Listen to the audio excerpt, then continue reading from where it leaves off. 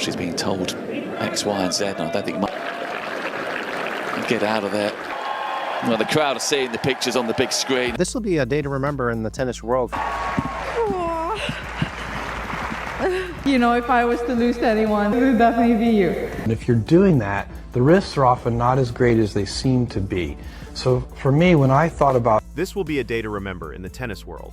Her coach has finally broken his silence, and what he revealed about the truth behind Alex Ayala's tears changes everything. For weeks, the world thought they knew what happened in Manila. The pressure got to her.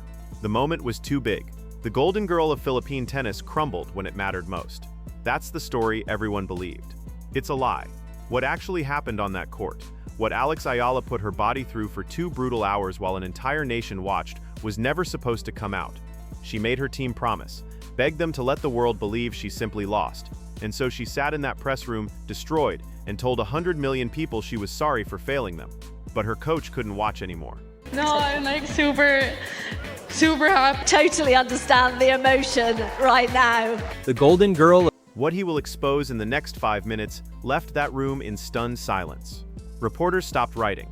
Cameras froze, because what they heard wasn't a story about losing. It was a story about a 20-year-old girl who could barely stand, who had been told by doctors she shouldn't even walk, choosing to destroy her own body rather than disappoint her people. To understand the weight of what happened, you need to understand what this tournament meant. The Philippines had waited decades for this moment, not just for a tournament, for proof that a country of 100 million people could produce a tennis star who belonged on the world stage. And then came Alex Ayala, a girl from Quezon City who left her family at 13 years old, moved to Spain alone, trained at the Rafa Nadal Academy, while other kids her age went to birthday parties and school dances.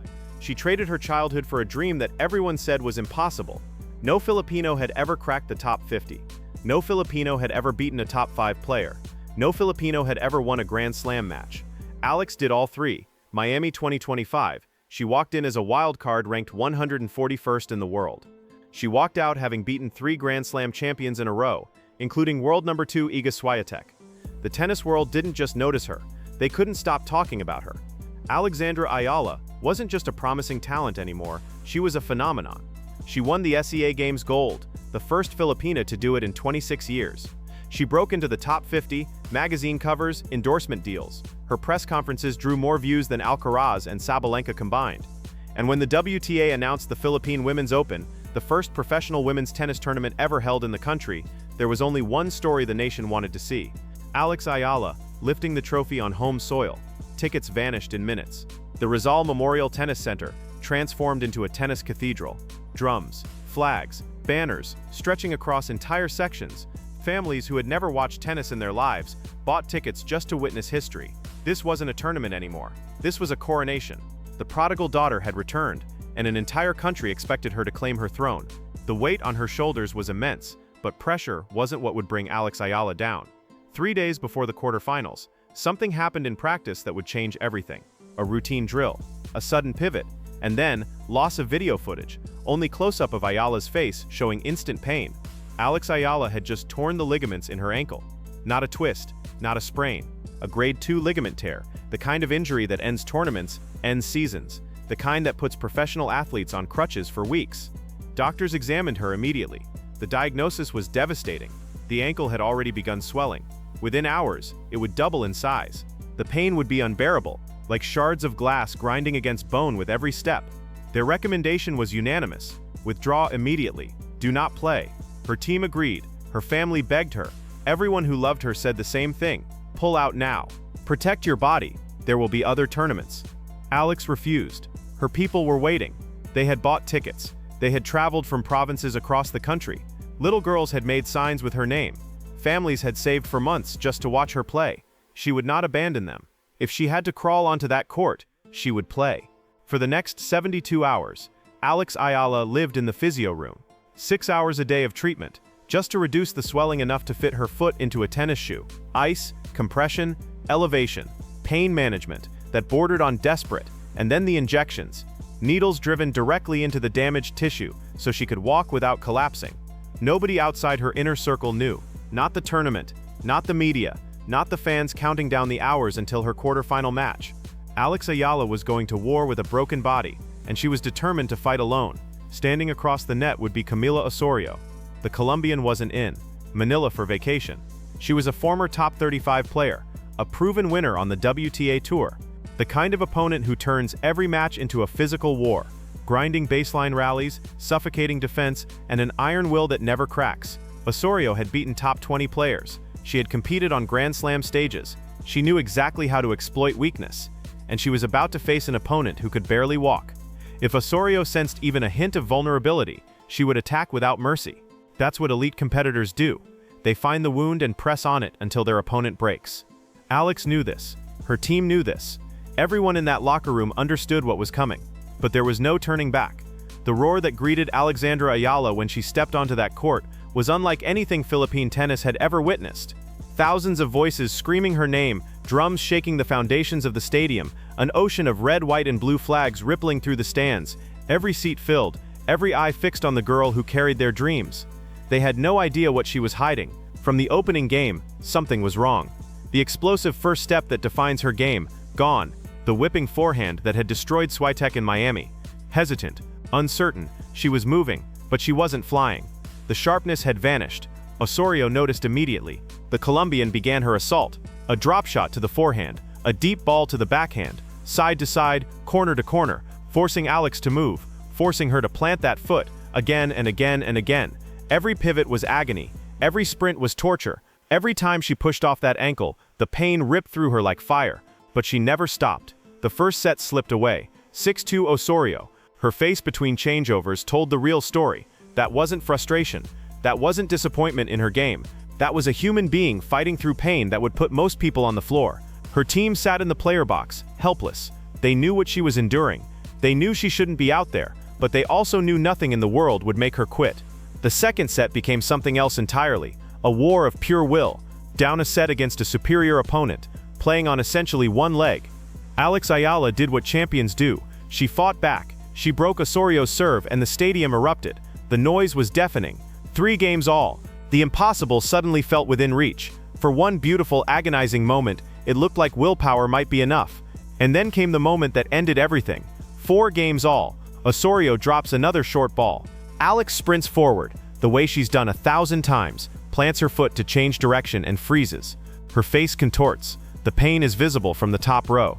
Something inside that ankle has given way. Something has finally broken. She loses the point, loses the game, loses the next game. She saves match points, because of course she does. But her body has nothing left to give. 6-4, 6-4.